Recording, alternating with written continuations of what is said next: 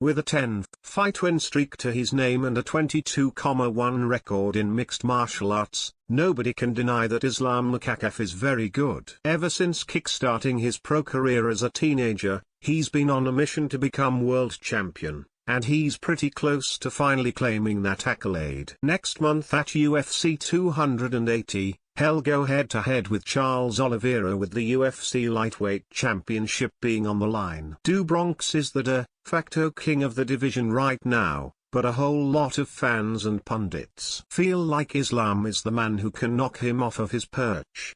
It's not going to be easy given that Oliveira has already beaten the likes of Tony Ferguson, Michael Chandler, Dustin Poirier, and Justin Gaethje, whereas Makhachev hasn't really got that kind of resume behind him.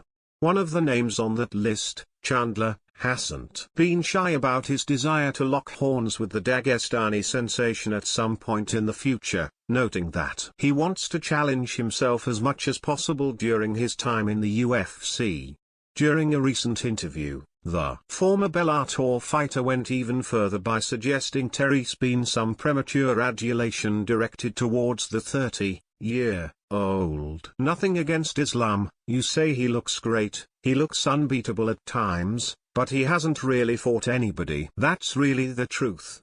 He beat number 14 and then he beat Dan Hooker, who was on a 3 or 4 fight losing streak. People will say, well, one of your wins was against Dan Hooker, so what are you talking about? I fought Dan Hooker at a different time. He had just gone 25 minutes with Dustin Poirier, who at that time was the number 2 lightweight on the planet. Islam's strengths are also Charles' strengths, and Charles' striking is better. I just think Charles is more skilled.